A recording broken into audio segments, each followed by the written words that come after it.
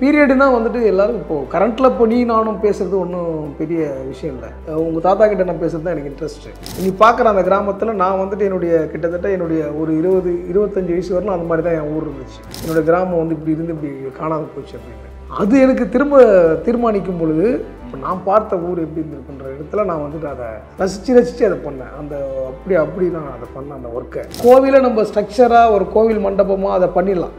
ஆனால் அந்த டெக்ஸ்சரோட அந்த கோவிலை கொண்டு வரது இருக்குல்ல, அந்த கலர், அந்த பார்த்தீங்கன்னா அது ஒரு இமேஜ் கற்கோவில் மாதிரி இருக்கும். எனக்கே பயங்கர அப்படியே அதுக்காகவே போய்ட்டு திரும்ப நான் பார்த்துட்டே இருந்தேன். அதை பார்த்தீங்கன்னா ஒரு ஷாட்டில் வந்துட்டு அப்படியே ஆலமரம் சின்னதாக முடிச்சுட்டு இருக்கிற மாதிரி இருக்கும் ஒரு ஷாட் இருக்கும். இந்த மாதிரி ரொம்ப அதுக்கப்புறம் உள்ள செங்கல்லாம் தெரியுற மாதிரி இருக்கும். இந்த மாதிரி இன்னும் எனக்கு டைம் கொடுத்துருந்தா அந்த கோயிலை இன்னும் எனக்கு அதுக்குள்ளே நிறைய குறைகள் தெரியுது. நிறைய பேர் வந்து அந்த செட்டுன்னு தெரியல. இன்னமும் நிறைய பேர் வந்துட்டு இப்போ படம் பார்க்குறவங்க வந்துட்டு அந்த கோயிலுக்கு முன்னாடி நல்ல ஒரு வில்லேஜ் செட்டு போட்டிருக்காங்க அப்படின்னு ஒருத்தர் என்கிட்ட வந்து சொன்னார். இல்லைங்க அது கோயிலில் செட்டு தாங்க அப்படின்னு. நோட் பண்ணுற பெண்ணெல்லாம் பார்த்தீங்கன்னா அப்போ அந்த டைமில் அந்த பெண் அந்த இங்கு அவர் கையில் வைப்பார். அவர் அந்த பேடை பார்த்தீங்கன்னா கீழே உட்டில் இருக்கும். அந்த கைரேகை வைப்பார். அந்த மாதிரி விஷயங்கள், அப்புறம் அந்த டைப் ரைட்டிங் விஷயங்கள், இது மாதிரிலாம் வந்துட்டு அதான் செட் ஒர்க்கை விட அந்த பொருளை இது சின்ன விஷயங்கள் இது பண்ணுறதுக்குல்ல, அதுதான் வந்து படத்துக்கு வந்துட்டு பெரிய உயிரே. அதுதான் கிளைமேக்ஸில் சந்தீப் சொல்லுவார், நானும் இப்போ இந்த வாண்டட் லிஸ்ட்டில் வந்துட்டேன்டா, ஆனால் எனக்கு என்ன பயம்னா என் மூஞ்சி எப்படி இப்போ வரைய போகிறாங்க அதை நினச்சாதான் எனக்கு ஒரு பயமாக இருக்குது அப்படின்ற மாதிரி சொல்லுவார். ஆக்சுவலாக இது ரொம்ப ஒரு முக்கியமான கேள்வி. இப்போ நான் தான் முடிவு பண்ணேன் அது எந்த மாதிரி இருக்கணுன்றதை நான் தான் முடிவு பண்ணேன். இது ஒரு லெதரில் வந்துட்டு உங்கள் டிராயிங்கை வரைஞ்சிட்டு ரசிச்சு பண்ண விஷயம் அது படமா பார்க்கும்போது அது மிஸ் ஆயிடுச்சுப்பா அப்படின்ற மாதிரி ஏதாவது இருந்துச்சா? பிரிட்ஜ் ஒன்று பண்ணோம், ஒரு மரத்திலே ஒரு பாலம் பண்ணோம். ஆக்சுவலாக அவர் நடந்து வந்து இப்படி வாடான்னு வரல, அது பின்னாடி இருக்கிறது பெரிய மர பிரிட்ஜு. அது இன்னும் நிறைய ஷூட் பண்ணுறது இருந்தார் டேரக்டர் அந்த இடத்த. அது ஒரு பிரச்சனை ஆகிட்டு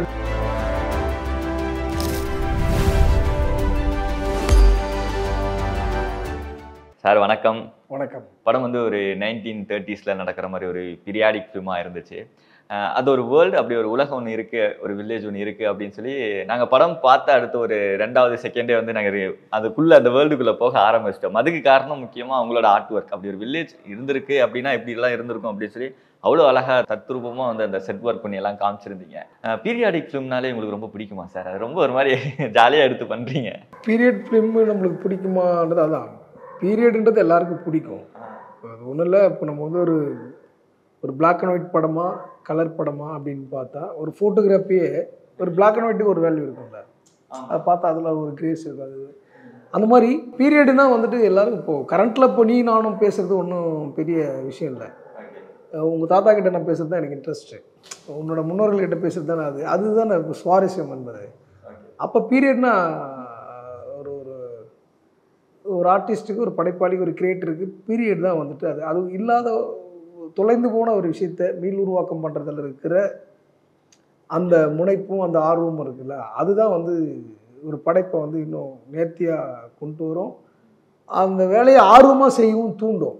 அதுதான் வந்து எனக்கு நான் பீரியடு அப்படின்றத வந்து நானாக தேர்ந்தெடுக்கிறது இல்லை, அது வருது. அப்போ நம்மளுடைய ஒர்க்கை பார்த்து அவங்க இவர் பண்ணுறாரு அப்படின்னு இவர் சரியாக பண்ணுறாருன்ற நோக்கத்தில் அவங்க புரிஞ்சு அதை பண்ணுறாங்கன்னும் போது அது இன்னமும் நம்ம அதை நல்லா வரவேற்று அதை பண்ணக்கூடிய இடத்துல நம்ம இருக்கிறோம். அப்படிதான் அது. ஸோ சார்பாட்டாய் பரம்பரை பார்க்கும்போது ஒரு நார்த் மெட்ராஸ் எப்படிலாம் இருந்திருக்கும் அப்படின்னு சொல்லி அது அழகாக காமிச்சிருந்தீங்க.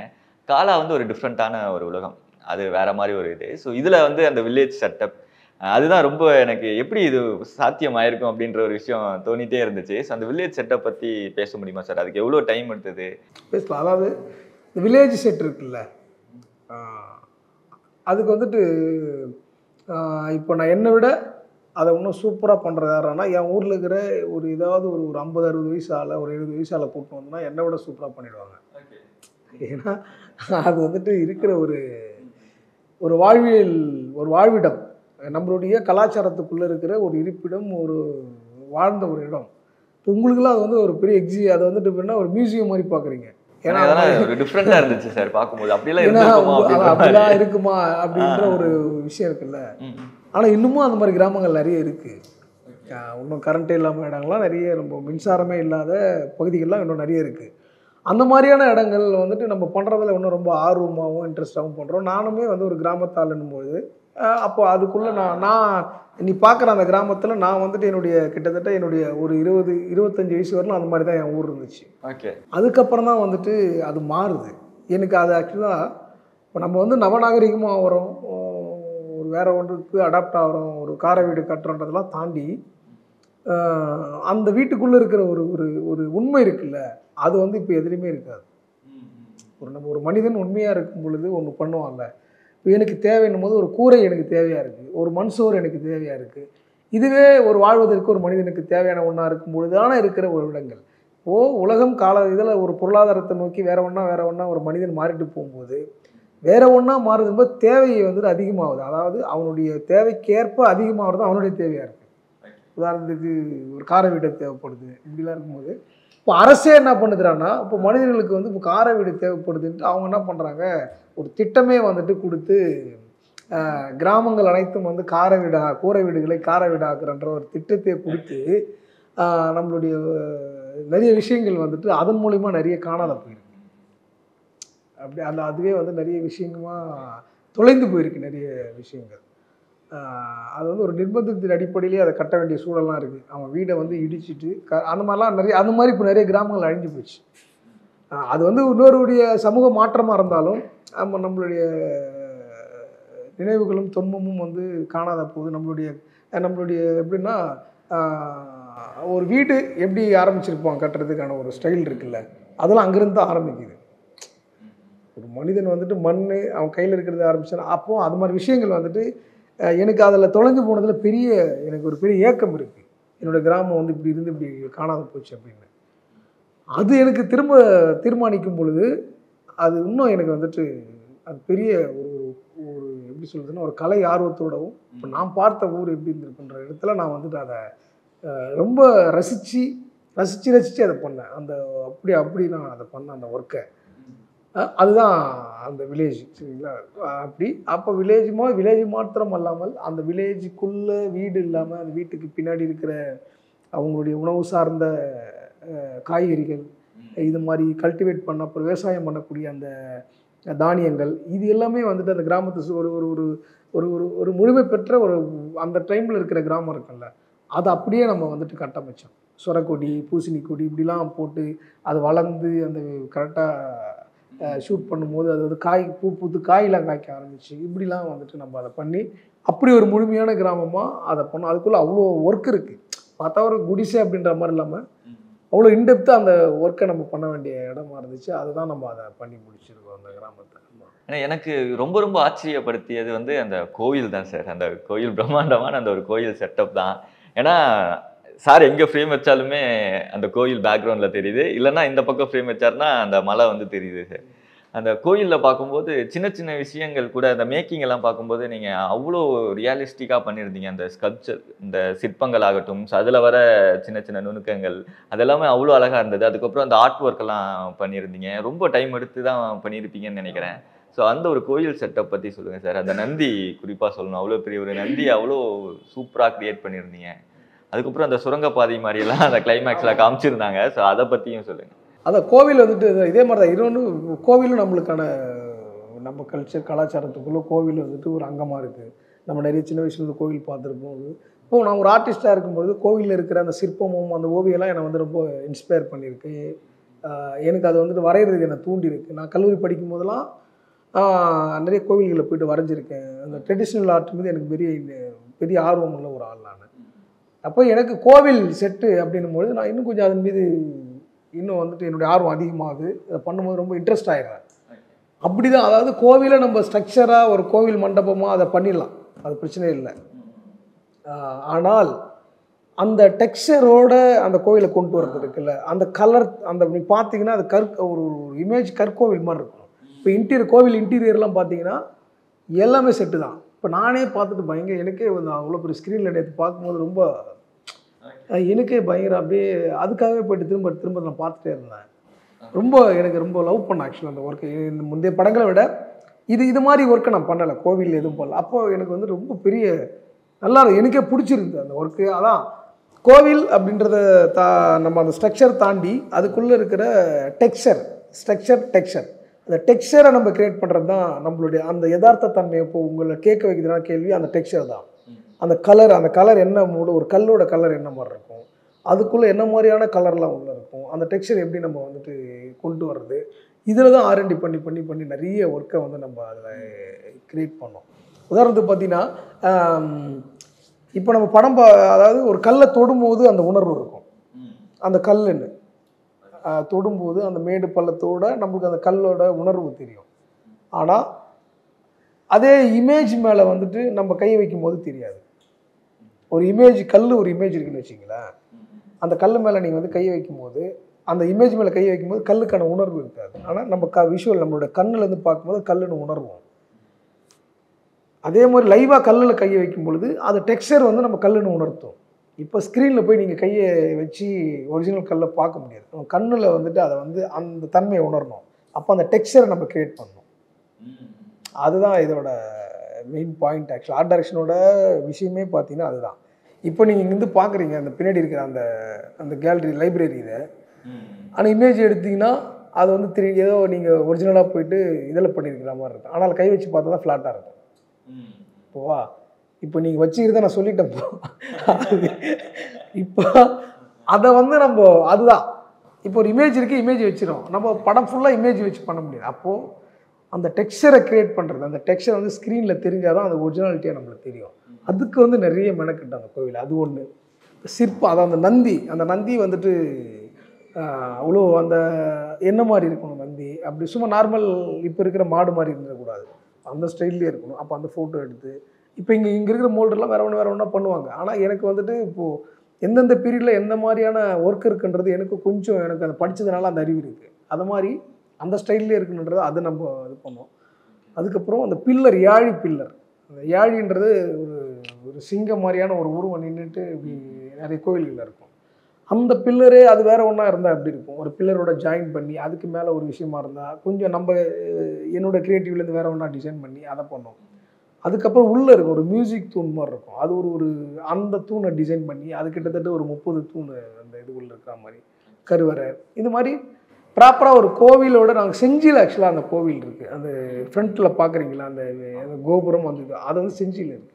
டைரக்டர் வந்து அதை ரொம்ப இன்ஸ்பயர் ஆகிட்டார். அப்போ அதை அங்கே தான் ஷூட்டிங்கும் பண்ணுறதா இருந்துச்சு அந்த கோவில். அது மாதிரி பண்ணிக்கலான்னு பண்ணப்புறம் அது உள்ளுக்குள்ளே நம்ம கதைக்கு ஏற்ற மாதிரி நீங்கள் என்ன வேணாலும் பண்ணீங்க, கதை விஷயம் சொல்லிட்டாரு இது மாதிரி அதுக்கேற்ற மாதிரி நம்ம உள்ள.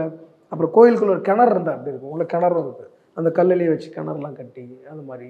அப்புறம் ஒரிஜினலாகவே கல் வாங்கிட்டு வந்து கோவில் சுற்றி வருவாங்கள்ல, அதுக்காக வந்து அந்த கிட்டத்தட்ட 250-300 அடியுமே வந்துட்டு ஒரிஜினலாக கல் வாங்கி பதிச்சேன் கீழே அப்படியே சுற்றிட்டு வர்றதுக்கு போகிறதுக்கு. இந்த மாதிரி நீங்கள் உள்ளே வந்தீங்கன்னா அந்த ஒரிஜினலாக உங்களுக்கு அந்த கோவிலோட அந்த மூடு இருக்கும். அந்த மூடோடு வந்துட்டு அப்புறம் வந்துட்டு ஷூட்டிங் வரும்போது ஃபுல்லாக அந்த மஞ்சள், எலுமிச்சம்பழம், கற்பூரம் இதோட போட்டு புகை போட்டு அந்த மூடை க்ரியேட் பண்ணால் அப்படியே கோயிலில் இருக்கிற மாதிரியே உங்களுக்கு வந்துட்டு அந்த மூடு இருக்கும். அந்த கதவு, கோவிலோட கதவு ஆக்சுவலாக அதான் கோவில் மேக்ஸிமம் அந்த லைவ் சைஸ் தான். அது அங்கே என்ன இருக்கோ யதார்த்த அளவு அதே அளவு தான் அந்த கோவிலோட அளவும். அப்படி நம்ம அதை பண்ணியிருப்போம். ஷார்ட்டே தெரியும். அங்கே வந்து முன்னே நிற்பார் அந்த ராஜா பிரகாஷ், இந்த ஜெயபிரகாஷ். அப்போ கோவிலுக்கு அந்த வாசலுக்கு ஹைட்லேயே அவர் இவ்வளோ தான் தெரிவார். அந்த கோயில் உள்ளே இருந்து கூட அந்த திறந்து வெளியே திறந்தில்ல, அவர் வெளியில் வந்து நிற்பாங்க, ஒரு ஷார்ட் இருக்கும், அது பார்த்தீங்கன்னா தெரியும் அந்த இதோட.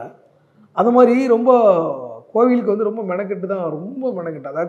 அதாவது எல்லா பக்கமும் ஃபினிஷிங், அதாவது 4 பக்கமும் வந்துட்டு அதை வந்துட்டு சுத்தமாக வந்துட்டு நம்ம ஃபினிஷ் பண்ணோம். செட்டுனா பொதுவாக தெரிகிற பக்கம் இந்த ஒரு 1/3 இது மாதிரிலாம் ஃபினிஷ் பண்ணிட்டு விட்டுருவாங்க. அப்படியே வந்துட்டு ஒட்டு மொத்தமாக அந்த கோவில் அப்படியே நீங்கள் எந்த பக்கம் கேமரா வச்சாலும் அதை வந்துட்டு ஃபினிஷ் பண்ண டெம்பிளாக தான் இருக்கும். அந்த மாதிரி ஒர்க் பண்ணி அந்த பழைய டைப் ஆஃப் அந்த கலரு கோவில் வந்துட்டு ஆக்சுவலாக பார்த்தீங்கன்னா சுண்ணாம்பில் இருக்கிற கோவில் வெள்ளையாக தான் முதல்ல. அது மேலே கீழே எல்லாம் கல், மேலே எல்லாம் சுண்ணாம்பில் பண்ணியிருப்பாங்க. அந்த சுண்ணாம்பு நாளடைவில் வந்துட்டு இதுவாக லைட்டாக ஒரு பிங்க் டோனுக்கு வரும். அந்த பிங்க் டோனு தான் அந்த படத்தில் இருக்கும். லைட்டாக ஒரு ரெட்டிஷாக இருந்தது, அதில் ஒரு கருப்பு பாசி பிடிச்சி, அதுக்கப்புறம் அந்த இலை அதை பார்த்தீங்கன்னா ஒரு ஷாட்டில் வந்துட்டு அப்படியே ஆலமரம் சின்னதாக முளைச்சிட்டு இருக்கிற மாதிரி இருக்கும், ஒரு ஷாட் இருக்கும். இந்த மாதிரி ரொம்ப அதுக்கப்புறம் உள்ள செங்கல்லாம் தெரிகிற மாதிரி இருக்கும். இந்த மாதிரி இன்னும் எனக்கு டைம் கொடுத்துருந்தா அந்த கோயிலை இன்னும் எனக்கு, ஆனால் எனக்கு அதுக்குள்ளே நிறைய குறைகள் தெரியுது. எனக்கு பாயிண்ட் ஆஃப் ஆனால் எங்களுக்கு எதுவுமே தெரியும். ஆமாம், ஆனால் எனக்கு இன்னும் டைம் கொடுத்துருந்தா, இன்னும் பணம் கொடுத்துருந்தா, அது ஒன்றும் புறமா இன்னும் வேற ஒன்றா ஒரு படைப்பாளியாக எனக்கு ஒரு சின்ன அதில் ஒரு குறைகள் இருக்குது. ஆனால் குறைகள் இல்லாமல் என்ன குறைகள் இருக்குது நோட்டீஸ் இல்லை எனக்குன்னா இன்னும் சிற்பங்கள் அதிகப்படுத்தியிருப்பேன் அந்த கோவிலில். இன்னும் சிற்பத்தை நிறைய செஞ்சுருக்கலாம். டைம் இல்லாததுனால சிற்பங்கள் பொருள் காசு கம்மியாக கொஞ்சம் ப்ரொடக்ஷனாக இதுவாக இருந்தது. இது மாதிரி அதனால் சரி ஓகே. ஆனால் இது எனக்கு பர்சனலாக இது அது அதை வந்து இன்னும் நல்லா பண்ணியிருப்பேன். ஆனால் இதுக்கே ரொம்ப டைம் எடுத்திருக்கும்ல சார், இந்த டெம்பிள் இந்த வில்லேஜ் செட்டப்லாம் பண்ணுறதுக்கு. அதுக்கு நிறையா பேர் வேலை செஞ்சுருப்பாங்க. இதுக்கு மொத்தமாக எவ்வளோ டைம் எடுத்துச்சு, எவ்வளோ பேர்கிட்ட வேலை செஞ்சாங்க? அதான் எனக்கு நவம்பரில் ஆரம்பித்து ஜனவரி பிப்ரவரி தான் கிட்டத்தட்ட வந்து மார்ச் ஏப்ரல் வரலுமே வந்துட்டு வேலை போயிட்டே இருக்குது. ஷூட்டிங்கும் போகும், வேலையும் போகும். ஆமாம், இந்த மாதிரி கிட்டத்தட்ட எண்ணிக்கையாக பார்த்தீங்கன்னா ஒரு 1000 பேருக்கு கிட்ட எல்லா டிபார்ட்மெண்ட்லேருந்து ஒரு 1000 பேர் வேலை செஞ்சுருப்பாங்க மொத்தமாக. பெயிண்டரு, கார்பெண்டரு, லோக்கல் லேபரு, எண்ணிக்கையாக ஒரு 1000 பேர் வேலை செஞ்சுருப்பாங்க நம்ம இதுக்குள்ளே. அது சுழற்சியாகவே போயிட்டுருக்கும். கிட்டத்தட்ட செட்டு முடிக்கும் போது, ஷூட்டிங் முடிக்க போகும்போதெல்லாம் ரொம்ப இப்போ இங்கே வில்லேஜை முடிச்சிட்டோம், அந்த கோவில் வந்துட்டு இன்னும் முடியல, அது வெளியில் மட்டும் ஃபினிஷ் பண்ணிவிட்டு இங்கே வந்து ஃபுல்லாக லாக் பண்ணிட்டு உள்ளே ஒர்க் பண்ணிகிட்ருப்போம், இங்கே வெளியில் ஷூட்டிங் போயிட்டுருக்கோம். இந்த மாதிரி ரொம்ப ரொம்ப ஹை ஸ்பீடாக ஒர்க் பண்ண ஒரு ஒர்க்கு தான் அந்த படம். அந்த மாதிரி ஆமாம், நிறைய மக்கள் அதில் வந்து பெரிய இந்த உழைப்பாளிகள், அதாவது நிறைய பேர் வந்து அவங்களாம் இல்லைன்னா அந்த படைப்பே கிடையாது. நம்ம ஒன்றும் கிடையாது, அவங்க வந்து மனித உழைப்பை போடுறவங்க இருக்காங்கல்ல, அவங்களுடைய உழைப்பு தான் வந்து ஒட்டுமொத்த இந்த படத்தை வந்து நம்மளை தூக்கி இடிஞ்சிருக்குது. அப்போ என்னுடைய அசிஸ்டன்ஸு இவனெல்லாம் ரொம்ப பெரிய பெரிய எறும்பு மாதிரி வேலை செஞ்சானுங்க எல்லாரும். ரொம்ப அவ்வளோ உழைப்பு கொடுத்தாங்க. அதெல்லாம் இல்லைன்னா அந்த படைப்பு கிடையாது. இப்போ இல்லை, இந்த ஸ்க்ரீனில் பார்க்குற ஒர்க்கு அவங்களோட கான்ட்ரிபியூஷன் தான் அது. ஒட்டுமொத்த இதுவும் நம்மளுடைய மூளைகள் இருக்கும் போது அதனால் அவங்க தான் அது ஃபுல்லாக. அந்த ஊர் மக்களும் வந்து அந்த கோவில் கட்டுறது அப்போ டைம்ல எல்லாம் வந்து ஒர்க் பண்ணதா சொன்னாங்க. இப்போ ஊர் மக்கள் வராங்க அப்படிங்கும்போது அவங்க வந்து ஒரு கோவில் கட்டுறோம் அப்படிங்கும்போது லைக் சின்ன சின்ன விஷயங்கள் கூட பார்த்து தான் பண்ணியிருப்பாங்க. ஏன்னா அது வந்து அவங்க வந்து உண்மையான ஒரு கோவிலாக நினச்சி தான் அதை பண்ணியிருப்பாங்க இல்லையா? அந்த மாதிரி சில விஷயங்கள், ஏன்னா அந்த நான்வெஜ் சாப்பிடாம பண்ணுறது, அது அவங்க செருப்புலாம் வந்து உள்ளே போட்டு வர மாட்டாங்க, செருப்பு கட்டிட்டு தான் உள்ளே வருவாங்க. அந்த மாதிரி உள்ளே போயிட்டு அது சாமி, அதுக்கப்புறம் ஒட்டுமொத்தமாக அது முடிச்சுட்டு அப்புறம் செட்டை முடிச்சுட்டு அப்புறம் அவங்க போயிட்டு உள்ள கருவறையில் வந்துட்டு சாமிலாம் கும்பிட்டு தான் வருவாங்க. ஆமாம், இது மாதிரி உள்ளே அந்த கிணறு கட்ட வந்தவங்களாம் செருப்பு இல்லாமல் தான் வந்து உள்ளே அந்த கிணறுலாம் கட்டினாங்க. அப்புறம் அவங்க சொந்தக்காரங்களாம் சொல்லி வர வச்சு அவங்களாம் வந்து அந்த கோவிலை வந்துட்டு நிறைய பேர் வந்து அந்த செட்டுன்னு தெரியல. இன்னமும் நிறைய பேர் வந்துட்டு இப்போ படம் பார்க்குறவங்க வந்துட்டு அந்த கோயிலுக்கு முன்னாடி நல்ல ஒரு வில்லேஜ் செட்டு போட்டிருக்காங்க அப்படின்னு ஒருத்தர் என்கிட்ட வந்து சொன்னார். இல்லைங்க, அது கோயிலில் செட்டு தாங்க அப்படின்னா. இது மாதிரி அந்த மக்கள் வந்துட்டு அதாவது உண்மையாகவே நம்ப ஆரம்பிச்சிட்டாங்க.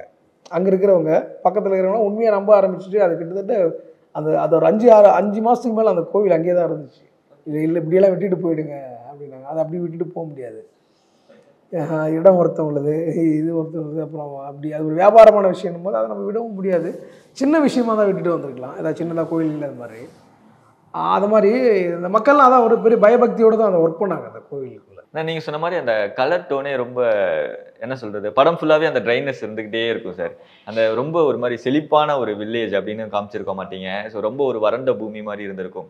அது வந்து இந்த கலர் டோன் அதெல்லாமே வந்து நீங்கள் டேரக்டர் கூட டிஸ்கஸ் பண்ணி ஸோ இப்படி தான் இருக்கணும் அப்படின்னு கிரியேட் பண்ணதா? ஆக்சுவலாக வறண்ட பூமியெல்லாம் எதுவும் தெரியாது படத்தில். ஆக்சுவலாக க்ரீன் இருக்கும். அந்த க்ரீன் வந்து ரொம்ப பச்சையாக இருக்காது, உங்களுக்கு ரொம்ப அந்த செழுமையான பச்சையாக இருக்காது. எங்கேயுமே காஞ்சி போனதெல்லாம் இருக்காது படத்தில். பார்த்தீங்கன்னா ஒரு க்ரீன், அதுக்குள்ளே ஒரு கிரேட் இருக்குல்ல, ஒரு பீரியட்னா அந்த மூடு வரணும்ல, அது வந்து அந்த ஸ்கீம் வந்துட்டு அந்த பேட்டர்ன் அது வேணும். அதெல்லாம் பேசி தான் வந்துட்டு நம்ம எதுவுமே கலர் வந்து துருத்தி ஒரு விஷயத்தை எடுத்துகிட்டு போகாமல் ஒரு டாமினேட் பண்ணுற மாதிரி ஒரு கலர் இருக்கக்கூடாது. அந்த டைமில் என்ன கலர் இருக்கும் அப்படிலாம் யோசிக்கணும் நம்ம. அந்த விஷயங்கள்லாம் இருக்கிறது.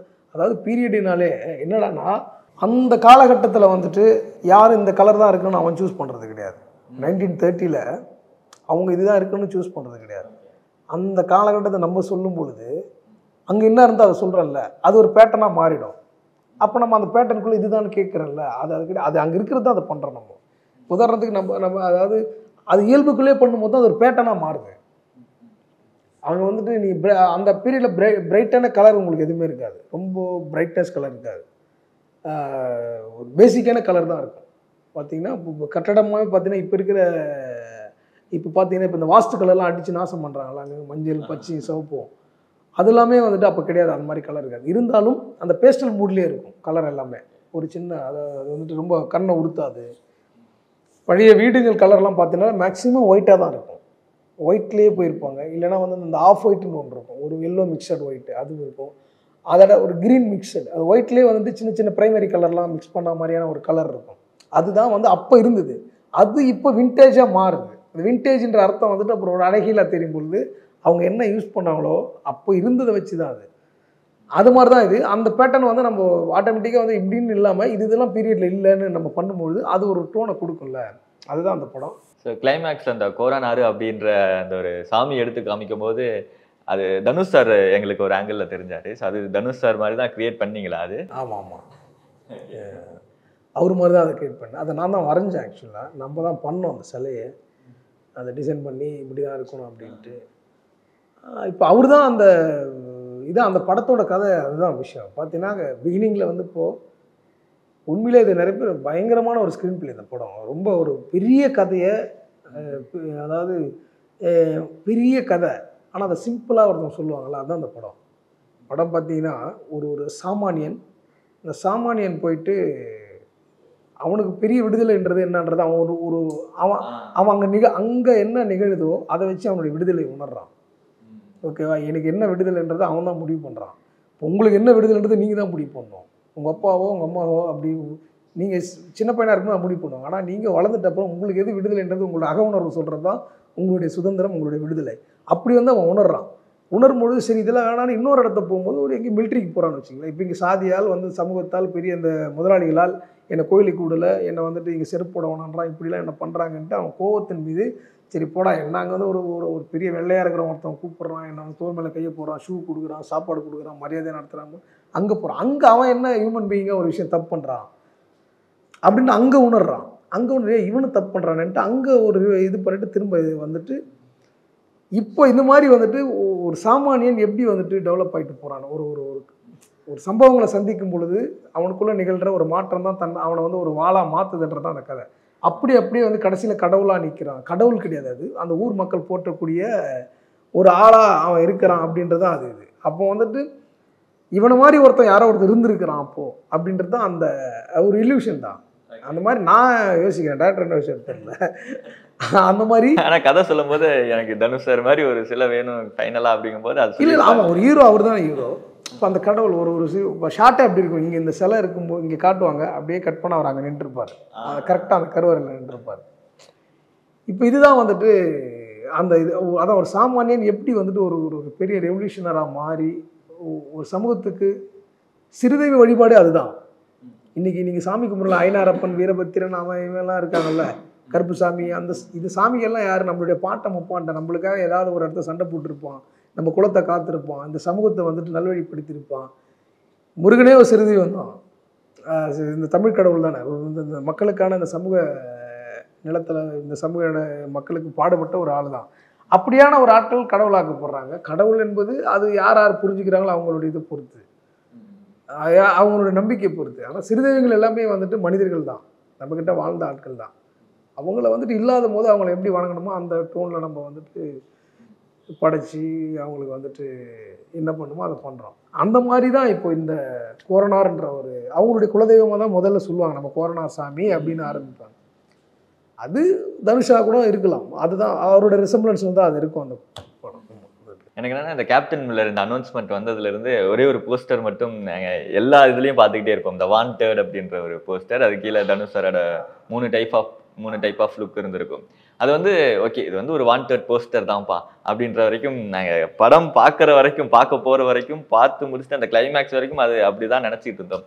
ஆனால் கிளைமேக்ஸில் சந்தீப் சொல்லுவார், நானும் இப்போ இந்த வாண்டட் லிஸ்ட்டில் வந்துட்டேன்டா, ஆனால் எனக்கு என்ன பயம்னா என் மூஞ்சி எப்படி இப்போ வரைய போகிறாங்க அதை நினச்சாதான் எனக்கு ஒரு பயமாக இருக்குது அப்படின்ற மாதிரி சொல்லுவார். அப்போ அவர் என்ன சொல்கிறாருன்னா, லைக் நம்மளையே வந்து அவங்க கொஞ்சம் ஒரு கேவலமான ஒரு உருவமாக தான் வரைஞ்சி எல்லாருக்கிட்டையும் காட்ட போகிறாங்க அப்படின்ற மாதிரி அவருக்கும் தோணி இருக்கு இல்லையா? அப்போ அதுவுமே நீங்கள் அப்படி தான் இருக்கணும் அந்த வாண்டட் போஸ்டர். இல்லை, அதாவது என்னன்னா இப்போ வந்துட்டு உங்களுக்கு வரைகிறதுக்கு நிறைய டெக்னிக்கல் இருக்குது, நிறைய டூல்ஸ் இருக்குது, நிறைய இது இருக்குது. ஆனால் அப்போது வந்துட்டு ஒரு பிரிண்ட்டை அதாவது உங்களுடைய ஃபோட்டோகிராஃபி வந்துட்டு ரொம்ப ரேர். அப்போலாம் ரொம்ப ரேர் ஃபோட்டோகிராஃபின்றது, அது ஆக்சுவலி ஏற்ற முடியாத ஒரு ப்ராசஸ். அப்போ ஃபோட்டோகிராஃபி அப்போது என்னடானா உங்களை வரைஞ்சி தான் வந்துட்டு ஃபோட்டோவில் போடணும். அந்த வரைகிறதுன்றதே வந்து அது ஒரு பேட்டர்ன். அது ஆக்சுவலாக இது ரொம்ப ஒரு முக்கியமான கேள்வி. எந்த படத்துலையும் இந்த மாதிரியான டிராயிங் யூஸ் பண்ணியிருக்க மாட்டாங்க அந்த பீரியடுக்கு. உடனே அவங்க என்ன பண்ணாங்க, யாராவது ஒரு ஆளை வச்சு வரைஞ்சி, இப்போ நான் தான் முடிவு பண்ணேன் அது எந்த மாதிரி இருக்கணுன்றதை நான் தான் முடிவு பண்ணேன் ஆக்சுவலாக. அந்த பேட்டர்ன், ஏன்னா டிராயிங் ஆர்டிஸ்ட்னும் போது நான் ஸ்பெசிஃபிக்காக அதுக்கு படித்தவன், பிரிண்ட் மேக்கிங் படித்தவன் நான் காலேஜ் ஆஃப் ஆர்ட்ஸில். அப்போது அந்த டிராயிங் எப்படின்னா லினோ கட்டுன்னு ஒன்று இருக்குது. ஓகேவா? லினோ கட்டு இது மாதிரியான இருக்குது. ஸ்டென்சில் கட்டுன்னு ஒன்று இருக்குது. இதெல்லாம் எப்படின்னா உங்கள் டிராயிங்கை வரைஞ்சிட்டு அப்படியே வந்துட்டு ஒரு லெதரில் வந்துட்டு உங்கள் டிராயிங்கை வரைஞ்சிருவோம். வரைஞ்சிட்டு ஒரு டூல் இருக்கும், அப்படியே அந்த லைனை வந்து குத்தி அப்படியே எடுப்பாங்க. அப்படி எடுத்துட்டு அதுக்கு மேலே கலர் அப்ளை பண்ணிவிட்டு, இப்போ அது கையில் தான் பண்ணுவோம். அதை கலர் அப்ளை பண்ணிவிட்டு ஒரு ரோலிங் இருக்கும், அந்த பேப்பரையும் அந்த இதையும் மேலே மை தடவி வச்சுட்டு அதை நம்ம ரோல் பண்ணும்போது அது அப்படியே வெளியில் வந்தால் அந்த அச்சு அதில் விழுவும். அந்த உருவம் தான் அது. உங்கள் ரிசம்பிளன்ஸ் தெரியும், ஆனால் அது அழகிலெல்லாம் பண்ண முடியாது. பண்ணலாம், எப்படி பண்ணாலும் அது ஒரு டிராயிங். அது ஆக்சுவலாக எனக்கு தெரிஞ்சு பயங்கரமான ஒரு ஆர்ட். எனக்கு அது ரொம்ப பிடிச்ச ஓவியம் தனுஷோட. இது அவங்க அந்த மாதிரி சொல்லியிருக்காங்க, ஓகே, எனக்கு தெரியல. ரொம்ப பயங்கரமான ஒரு ஆர்ட் அது. எனக்கு ரொம்ப பிடிச்ச ஸ்கெட்ச் அவரோட ஸ்கெட்சில் அது. அது மாதிரி தான் அதை பண்ணோம். ஒரு ஆர்டிஸ்ட்டுக்கு தெரியும் அது எவ்வளோ வேல்யூவான இதுன்ட்டு, பார்த்தாங்கன்னா தெரியும். அது மாதிரி தான் அதை பண்ண முடியும். அந்த பீரியடுக்கான அந்த காலகட்டத்துக்கான ஓவியம் அது அப்படி தான் இருக்கணும். அந்த லெட்ரு ஃபாண்ட் இது எல்லாமே நான் அப்படி தான் அதை தீர்மானம் பண்ணோம். அதுதான் எடுத்து பார்த்தாலே அந்த காலகட்டத்தில் இருக்கிற இதை எடுத்து பார்த்தாலே அது ஒத்து போகும். அதுக்காக பண்ணது அது அவரு அதுக்குள்ள இருக்கிற ஒரு ஆள் அவர் அதை எப்படி வேணா புரிஞ்சுக்கலாம். அது வந்து அவருக்கு தெரிய வாய்ப்பு இல்லைல்ல. ஒரு கதாபாத்திரமா அவங்களுக்கு அது தெரியாது. அப்போ அதை அவங்க சும்மா அப்படி அந்த ஒரு கேரக்டரா அவருக்கு அது புரிஞ்சிருக்காது. அதனால அந்த ஒரு டைலாக் அந்த இடத்துல சொல்லியிருப்பாரு. ஏன்னா எனக்கு அந்த பாயிண்ட்டுக்கு அப்புறம் தான் யோசிச்சேன், ஒரு ஆர்ட் ஒர்க் கூட பண்ண முடியுமா அப்படிங்கிற ஒரு விஷயம். இன்னொன்று இந்த ஒரு மிலிட்ரி கேம்ப், அந்த மிலிட்ரி கேம்ப் எப்படி இருக்கும், அங்கே எப்படியெல்லாம் ட்ரீட் பண்ணுவாங்க, அந்த பெட் எப்படி இருக்கும், அங்கே ஒரே ஒரு லைட் இருக்கும், அந்த லைட் ஆஃப் பண்ணிடுவாங்க, அதுக்கப்புறம் அந்த பெல் அடிச்சா எந்திரிக்கணும், அந்த மாதிரி சில விஷயங்கள் எல்லாம் வந்து கிரியேட் பண்ணியிருப்பீங்க. அப்புறம் ஒரு போராட்டம் நடக்கிற ஒரு சீனு, அது இந்த கடல் ஓரத்தில் நடக்கிற மாதிரி ஒன்று கிரியேட் பண்ணியிருப்பீங்க. பேக்ரவுண்டில் பார்த்தா ஒரு கப்பல் போயிட்டே இருக்கும். அதெல்லாம் எப்படி சார் அந்த ஒரு ஒர்க் பற்றி, இந்த மிலிட்ரி கேம்ப் அந்த ஒரு ஒர்க்? அந்த மிலிட்ரி கேம்பில் நம்ம படம் முடிஞ்சிட்ட அப்புறம் கடைசியாக பண்ணது அதெல்லாம் வந்துட்டு அதான் ரொம்ப ஷார்ட் டைமில் பண்ண ஒர்க் அது. அந்த மிலிட்ரி கேம்ப்லாம் ஒரு இடத்த பார்த்துட்டு அந்த இடத்த வந்துட்டு நம்ம அதுவாக மாற்றினது. அதை வந்துட்டு அதான் அந்த பெட்டி வந்துட்டு அவங்க ட்ரங்க் பெட்டி வச்சுருப்பாங்க, அங்கங்கே பார்த்துட்டு அவங்களுக்கு நேராக அது இருக்கும். அதுக்கப்புறம் பெரிய ஒரு உட்டனில் வந்துட்டு ஒரு நம்பர் போட்டு அவங்களோட நம்பர் போட்டு அந்த இது இந்த மாதிரி விஷயங்கள்லாம் நம்ம ரெஃபரன்ஸ் எடுத்தோம். போயிட்டு உள்ளே வந்து இப்போது எப்படி மெட்ராஸ் ரெஜிமெண்ட் எப்படி இருந்திருக்கும், மெட்ராஸ் ரெஜிமெண்ட் தான் வருது அது, அந்த மாதிரி விஷயங்கள் எடுத்தோம். அதுக்கப்புறம் அந்த பெல்லாம் வந்துட்டு நம்ம அதை இது பண்ணி அதே மாதிரி எடுத்து வந்து செஞ்சு இது பண்ணி வச்சோம். அவங்க பெல்லு காலிங் பெல்லாம் இருக்காது, நார்மல் பெல் இருக்காங்க, அந்த பெல்லு இது மாதிரி விஷயங்கள், லெட்ஜர் புக்கு, பென்னு அவங்க அதுக்கப்புறம் அவங்க கொடுக்கும்போது அவன் நோட் பண்ணுற பென்னெல்லாம் பார்த்தீங்கன்னா அப்போ அந்த டைமில் அந்த பென் அந்த இங்கு அவர் கையில் வைப்பார். ஒரு இது அந்த பேடை பார்த்தீங்கன்னா கீழே உட்டில் இருக்கும், அந்த கைரேகை வைப்பார், அந்த மாதிரி விஷயங்கள். அப்புறம் அந்த டைப்ரைட்டிங் விஷயங்கள் இது மாதிரிலாம் வந்துட்டு அதான் செட் ஒர்க்கை விட அந்த பொருளை இது சின்ன சின்ன விஷயங்கள் இது பண்ணுறதுக்குல்ல, அதுதான் வந்து படத்துக்கு வந்துட்டு பெரிய உயிரே அதுதான். ஆமாம், அது வந்துட்டு ரொம்ப முக்கியமானது. எனக்கு மிலிட்ரி கேம்ப் ஒர்க் பண்ண ரொம்ப இன்ட்ரெஸ்ட்டாக இருந்தது. சின்ன டைமாக இருந்தாலும் ரொம்ப அதில் ரொம்ப எனக்கு ரொம்ப பிடிச்சிருது. அதுக்கப்புறம் அவர் அங்கே பதுங்கியிருப்பார்ல ஒரு இடம், அடிபட்டு படுத்திருப்பார், அவன் போய் முத கேட்பாள். ஆமாம் ஆமாம் ஆமாம் ஆமாம், அந்த இடம்லாம் ரொம்ப க்ரியேட் பண்ணது அது ஃபுல்லாக. அதெல்லாமே எனக்கு ரொம்ப பிடிச்ச இடம். அந்த கலர் சென்ஸ்லாம் பார்த்தீங்கன்னா அதில் அப்படி தான் இருக்கும், கலர் இருக்கும். நீங்கள் சொன்ன மாதிரி அதெல்லாம் அப்படி தான் மெயின்டைன் பண்ணேன். அந்த ஒரு எல்லோ ஷேடில் அதில் இருக்கணும் அப்படின்னு நான் இது பண்ணது. அந்த மாதிரி சின்ன சின்ன செட்டு இல்லாமல் நிறைய அரேஞ்ச்மெண்ட்டாக நிறைய இருந்தது. அதுவே ரொம்ப. அப்புறம் ஃபஸ்ட்டில் வந்துட்டு ஓப்பனிங்லேயே வந்துட்டு உள்ளே வச்சு ஷூட் பண்ணுவோம் எல்லாரும். அந்த இடம் இருக்குல்ல, அந்த இடத்த அந்த மாதிரி ஒர்க் பண்ணோம் ஃபுல்லாக. அந்த ஆஃபீஸ் மாதிரி பிரிட்டிஷோட அந்த ஃபாரஸ்ட் ரேஞ்சர் ஆஃபீஸ் மாதிரி இதெல்லாம் பண்ணோம். அது மாதிரி நிறைய சின்ன சின்ன இடங்கள் வந்துட்டு இப்போ அவங்களுடைய பங்களா உள்ள அந்த ராஜா ஜமீனோட அந்த இன்டீரியரு அதில் சில விஷயங்கள்லாம் ஆட் பண்ணோம். வெஹிக்கிள்ஸு இது மாதிரி செட்டை தாண்டி இதுக்குள்ளே ஒர்க் பண்ணும்போது இது ரொம்ப இன்னும் நம்மளுக்கு இன்ட்ரெஸ்ட் ஆச்சு. அதுக்கப்புறம் நிறைய மேப்லாம் ஒர்க் பண்ணோம், லெதரில் வந்துட்டு மேப்பு, அதுக்கப்புறம் அதுக்கு பவுச்சி உள்ளே போடுறது, வெப்பன்ஸோட லாக் பண்ணுற பவுச்சு, இது மாதிரி விஷயங்கள் நிறைய ஒர்க் பண்ணோம். அதுக்கப்புறம் வந்துட்டு அந்த வில்லம்புலாம் நிறைய பண்ணோம், அந்த மக்களுக்கெல்லாம் பண்ணோம். அதெல்லாம் நிறைய கட்டில் போயிடுச்சு, அதெல்லாம் செம்மையாக இருக்கும். இன்னும் அதெல்லாம் பண்ணி தான் இன்னும் நல்லா காமிச்சிருக்காங்க. அது அந்த மிலிட்ரியோட இது வந்து ரொம்ப இன்ட்ரெஸ்டிங்கான விஷயம். அது வந்து இங்கே மெட்ராஸில் தான் பண்ணோம், அதை மேட்ச் பண்ணி பண்ணோம். அது இன்னும் நல்லா பண்ணியிருக்கலாம். எனக்கு பர்சனலாக இன்னமும் அதை வந்துட்டு அவங்க டேரக்டர் அதான் அந்த தேவை என்ன இருந்தால் அதுக்கு மட்டும் பண்ணோம். உள்ள டீப்பாக போயிருந்தால் இன்னும் சூப்பராக பண்ணியிருக்கலாம். நிறைய விஷயங்கள் இன்ட்ரெஸ்டிங்காக பண்ணோம், ஆனால் சில விஷயங்கள் அது வராமல் போயிடுச்சுன்னு சொன்னீங்க இல்லையா? அப்படி இன்ட்ரெஸ்டிங்காக நீங்கள் ரொம்ப ரசித்து பண்ண விஷயம், அது படமாக பார்க்கும்போது அது மிஸ் ஆயிடுச்சுப்பா அப்படின்ற மாதிரி ஏதாவது இருந்துச்சா? அது வந்து ஒரு பல்லக்கு ஒன்று பண்ணோம். ஆக்சுவலாக ஒரு பல்லக்கு பண்ணி அதுக்கப்புறம் ஒரு பெட்டிலாம் பண்ணோம். பெரிய அந்த பெரிய செல்வங்கள் இருக்கிற பெட்டி, பெரிய பெரிய பெட்டி. ராஜாக்கள் வந்துட்டு அவங்களுடைய இப்போ எங்கேயாவது போகிறாங்கன்னா ராணியை வந்துட்டு பல்லக்கில் தூக்கிட்டு அவங்களுக்கான ஃபுட் ஐட்டம் இதெல்லாம் வேர் பண்ணிட்டு போகிற அந்த ஒரு பெட்டி, இது மாதிரி விஷயங்கள் வந்து நிறைய பண்ணோம். அது சீக்வன்ஸ் எல்லாமே அவங்க வந்து ஷூட்டே பண்ணலை. அதான் நம்ம அந்த ஒர்க் பண்ணோம் பொருள் நிறைய. அதெல்லாம் பண்ணால் இன்னும் நல்லா இருந்திருக்கும். அது கதைக்கு அதுக்கப்புறம் ரொம்ப லென்த்தாக போயிட்டு இருக்கும்போது டேரக்டர் அதை வந்து பண்ணலை. அது மாதிரி அதெல்லாம் வந்து இன்னும் நல்லா இருந்திருக்கும். அந்த மூடு இன்னும் பீரியடுக்கான அந்த மூடு இருக்குல்ல, அவங்களுடைய எக்ஸ்டாப்ளிஷ் இன்னும் நல்லா இருந்திருக்கும். என்னென்னா என் ப்ராப்ஸ் வந்துருக்கும் போது எனக்கு இன்னும் சந்தோஷமாக இருந்திருக்கும். அந்த ஒர்க்கை பண்ணி அதை அப்படியே இது வச்சு லேட்டுன்றதுனால ரொம்ப லென்த் நிறைய ஷூட் பண்ணுறதுனால அது தேவையில்லாத சீக்வன்ஸாக போகும்போது அது வேணான்னுட்டார். ஓகே அப்படின்ட்டு அது ஒரு விஷயம். அதுக்கப்புறம் ஒரு பிரிட்ஜு ஒன்று பண்ணோம். ஒரு மரத்துலேயே ஒரு பாலம் பண்ணோம். ஆக்சுவலாக அவர் நடந்து வந்து இப்படி வாடான்னு வரல, அதுக்கு பின்னாடி இருக்கிறது பெரிய மர பிரிட்ஜு. அது வந்து பார்த்திங்கன்னா அது இன்னும் நிறைய ஷூட் பண்ணுறது இருந்தார் டேரக்டர் அந்த இடத்த. அது ஒரு பிரச்சனை ஆகிட்டு அதை எடுத்துகிட்டு வந்த பிரிட்ஜை. அது எனக்கு ரொம்ப பெரிய வருத்தம். சும்மா நல்லாயிருக்கும், அவங்க இன்ட்ரெஸ்டிங்காக இருக்கும். சின்னதாக வரும், மேலே எப்படின்னா சும்மா ரெயிலிங் மாதிரி தெரியும். அவங்க நடந்து வரும்போது பார்த்தீங்கன்னா அந்த சில இடத்துல இருக்கும் அது. ஆனால் அது கீழே இருந்து பார்த்தா அந்த ஷாட் பயங்கரமாக இருக்கும். அவ்வளோ பெரிய கீழே அந்த பிரிட்ஜு நல்லா பண்ணியிருக்கும். பெரிய எல்லாருமே வண்டி எல்லாமே அதில் தான் போச்சு. அதுக்கப்புறம் நான் அந்த பிரிட்ஜு போட்டப்புறம் காரவனில் அந்த ட்ரக்லாம் இருக்குல்ல, இந்த ட்ரக் எல்லாமே அந்த பிரிட்ஜில் போய் தான் அந்த பக்கம் போகும். காரு வெஹிக்கிள்ஸ் எல்லாமே அப்படி தான் போக ஆரம்பிச்சிச்சு. அதுக்கப்புறம் இஷ்யூ ஆனப்புறம் அதை எடுத்துட்டோம். அது ஒரு இது. இந்த படம் ஃபுல்லாகவே ஒரு ஆக்ஷன் பேக்டான ஒரு படமாக இருந்தது. ஸோ ஃபுல்லாகவே இந்த கன் ஷாட்டு, லான்ச்சர்ஸை வச்சு தாக்குறது, மிஷின் கன்னு, பாம் பிளாஸ்ட்டு அப்படிங்கிறதா இருந்தது. இப்போ அது எல்லாமே இந்த பீரியாடிக் ஃபிலிம் அப்படிங்கிறதுனால அதுக்கான R&Dயும் வந்து ரொம்ப பார்த்து தான் பண்ணியிருப்பீங்க. அதுக்கான ஒரு ரிசர்ச் ஒர்க் பற்றி சொல்ல முடியுமா? அதுதான் படம் பண்ணுறதுக்கு முன்னே அதுதான் பண்ணோம். துப்பாக்கி தான் பண்ணோம். துப்பாக்கி அந்த டைமில் வந்து இப்போது பிரிட்டிஷ் சோல்ஜர்ஸ் தேவைப்படுற துப்பாக்கி இருக்குல்ல, அது நிறைய ஒரு 1500 துப்பாக்கி மேலே பண்ணோம். அதுக்கப்புறம் இவருக்கு தேவைப்படுற துப்பாக்கி இப்போ வந்து பெரிய அந்த கூட்டம் வந்து டெக்காய்த் டீம் இருக்குது, அவங்களுக்கு தேவையான வெப்பன்ஸ், அந்த வெப்பன்ஸ் பாக்ஸ் ஃபுல்லாக அந்த பாக்ஸே வந்து நிறைய பண்ணோம். ஒரு புல்லட் பாக்ஸ், அந்த புல்லட் வைக்கிற பாக்ஸ் இருக்கும், அந்த லைவாக அது மிலிட்ரிலேருந்து போயிட்டு சர்ச் பண்ணி அதை இது பண்ணி வாங்கிட்டு வந்தோம் போயிட்டு சில இடத்துல. அது புல்லட்டு அந்த பிரான்ஸ்லேயே வந்துட்டு அந்த இந்த புல்லட் மிஷின் கனுக்கு தேவையான புல்லட் இருக்குல்ல, ரோல் ஆகலாம் கீழே விடுதல புல்லட்டு, அதெல்லாம் நான் செஞ்ச புல்லட்டு. ஆமாம், அது டம்மி பாடி. அப்புறம் அதில் புலி ஒன்று இருக்குல்ல, அந்த புலி நான் பண்ண டம்மி. ஆக்சுவலாக புலி காலில் வச்சுட்டு அந்த பைக்கை எடுக்க போவார்ல, பைக்கு முதல்ல திரும்ப எடுக்கிறார்ல, அங்கே ஒரு புலி இருக்கும் கீழே, டைகர். அந்த புலி மேலே இருக்கும்போது தான் காலில் சுடுவார். ஆமாம் ஆமாம் ஆமாம், அந்த டம்மிலாம் நம்ம தான் பண்ணோம்.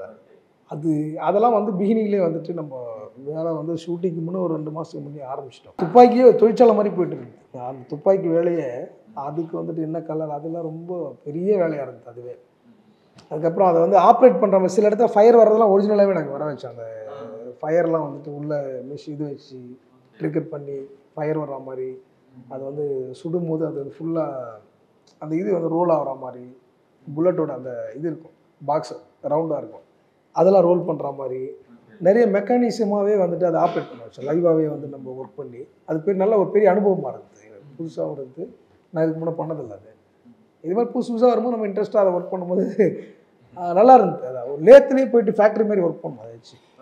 ஆமாம், அது மெஷர்மெண்ட் எடுத்து அது ஃபுல்லாக போய் வீடியோலாம் பார்த்து டெக்னிக்கில் என்னென்ன பண்ணுறாங்க அப்படின்ட்டு அது ரொம்ப பெரிய ஒர்க்காக இருந்தது. இந்த ஒட்டுமொத்த செட் ஒர்க்லேயே உங்களுக்கு ரொம்ப சேலஞ்சிங்காக இருந்தது, இது எனக்கு ரொம்ப கஷ்டமாக இருந்துச்சுப்பா? இல்லை அது அந்த மாதிரி வந்துட்டு எதுவும் இல்லை. அதாவது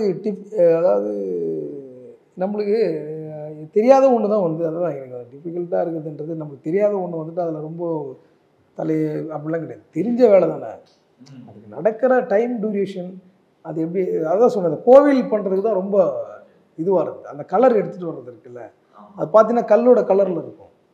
மேக்ஸிமம் கோவிலில் கிரே கலரு ரொம்ப கருப்பாலாம் பண்ணிவிடுவாங்க. அது இல்லாமல் அந்த கல்லோட கலர் எடுத்து வர ட்ரை பண்ணேன். அது எனக்கு ரொம்ப டஃப்பாக இருந்தது. அதை ரொம்ப நிறைய நாள் ஆச்சு, ஒரு 10 நாள் கூட ஆயிருக்கும் அந்த கலர் எடுத்துகிட்டு வர்றதுக்கு இருக்குல்ல. அந்த கல்லில் வந்துட்டு கிட்டத்தட்ட ஒரு கல்லுனா நீங்கள் பார்க்குற அந்த ப்ரௌனிசம் கலந்த அது ஒரு சின்ன ஒரு மாதிரி இருக்கும். அதில் எல்லா கலர் இருக்கும். கிட்டத்தட்ட வந்து 5 கலர் இருக்குது அதுக்குள்ளே. 5 கலர் எடுத்து, அதாவது 5 கலர், அந்த 5 வண்ணம் இருந்தால் தான் அந்த கலரே வரும். எல்லாமே புள்ளியாக போடணும். ஏன்னா கிட்ட போகும்போது அந்த கல்லோட அந்த புள்ளி இருக்கும்ல, அந்த இது தெரியணும். இதெல்லாம் நிறைய இது பண்ணோம். அதுதான் எனக்கு வந்துட்டு டைம் ஆச்சு. ஸோ தனுஷ் சாரோட இது 2வது படம். முன்னாடி கர்ணன் ஒர்க் பண்ணியிருந்தீங்க. ஸோ இந்த படம் தனுஷ் சார் ஸோ எப்படியெல்லாம் ட்ரீட் பண்ணாரு, என்ன விஷயங்கள் எல்லாம் ஷேர் பண்ணிக்கிட்டாரு, அவர்கிட்ட இருந்து வந்த விஷயங்கள் என்னென்ன? அதை முன்ன படத்தோட இந்த படம் எனக்கு வந்துட்டு அவரோட ரொம்ப நெருக்கமாக உணர்ந்தேன். நான் அவரை வந்துட்டு வேற ஒரு ஆளாக உணர்ந்தேன். அது வந்துட்டு எனக்கு ரொம்ப எனக்கு பர்சனலாக எனக்கு அது வந்துட்டு ரொம்ப பிடிச்சிருந்து. ஏன்னா ஃபஸ்ட்டு இது படத்தோட பிகினிங் பட பூஜையிலேயே நல்லா பேசினார், ஒரு இது போனார். அது எனக்கு ரொம்ப பிடிச்சிருந்து அவர்கிட்ட. அப்புறம் அதை பார்க்கும்போதெல்லாம் கொஞ்சம் அப்படியே விஷ் பண்ணிக்கிறது போகிறது இந்த மாதிரி இருந்தோம். செட்டை வந்து பார்த்துட்டு ரொம்ப பயங்கரமாக அப்ரிஷியேட் பேசினார், ரொம்ப பாராட்டி பேசினார். இன்டீரியர் வந்து அவருக்கு ரொம்ப பிடிச்சிருந்து. அதுக்குள்ளே பார்த்தீங்கன்னா நான் அது நம்ம படத்தில் ரிஜிஸ்டர் ஆகும், அது ரொம்ப தெரியாது ஆக்சுவலாக. இப்போ அந்த கோவில்களில் வந்து அந்த இது இருக்கும்ல, கல்வெட்டு இருக்கும்ல, அந்த கல்வெட்டுலாம் இருக்கும். அந்த கல்லில் எல்லாம் அந்த கல்வெட்டு எழுத்துலாம் இருக்கும். உள்ள நுழையும் போதே ஃபுல்லாக கல்வெட்டாக தான் இருக்கும். அந்த கல்வெட்டு எழுத்து அந்த இருக்கும்ல கோவிலில், அதெல்லாம் இருக்கும். அதை பார்த்துட்டு அவர் ரொம்ப இதுவாகிட்டார். ரொம்ப நல்லா பண்ணியிருந்தீங்க இன்டீரியர், அதிலே அந்த கல்வெட்டில் இது பண்ணுற மாதிரி அதெல்லாம் ரொம்ப நல்லா இருந்தது. சூப்பராக இருந்தது, ரொம்ப டீட்டெயிலாக ஒர்க் பண்ணியிருந்தீங்க அப்படின்னு. இதை விட நம்ம எல்லாம் ரொம்ப பெரிய சந்தோஷமாக இருந்தது. அதை பற்றி நான் ரொம்ப டிஸ்கஸ்லாம் பண்ணார். அது வீட்டுக்கெலாம் போயிருந்தேன், அதில் கூப்பிட்டு கோவிலை பற்றி நிறைய பேசினார். ரொம்ப பிடிச்சிருந்தது. சிவன் கோவில், அவர் ஒரு சிவன் பக்தர். அவருக்கு அது சிவன் கோவில் என்னோடனே ஒரு ஹாப்பியாக இன்டீரியர் வந்து ரொம்ப பிடிச்சிருந்தது அவருக்கு. அதை பற்றி பேசினார். இதை விட நம்மளுக்கு என்ன ஒன்று சொல்ல, ஒரு பெரிய கலைஞர் நம்மளை கூப்பிட்டு இதை சொல்கிறாருன்னு போது எனக்கு அது பெரிய விஷயமா இருந்தது ரொம்ப.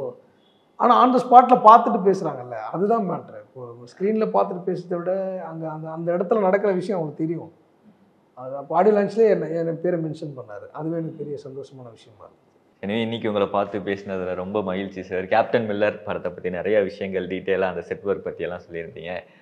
பேசும்போது கூட தெரிஞ்சது சார், படம் பார்த்ததுக்கப்புறம் அந்த உங்களோட ஒர்க்கை எவ்வளோ லவ் பண்ணுறீங்க அப்படின்னு சொல்லி. இப்போ வரைக்கும் நீங்கள் லவ் பண்ணி சில விஷயங்கள் எல்லாம் பேசினது ரொம்ப நல்லா இருந்தது. எனவே தேங்க்யூ ஸோ மச் சார், ரொம்ப நன்றி. நன்றி மகிழ்ச்சி, தேங்க்யூ.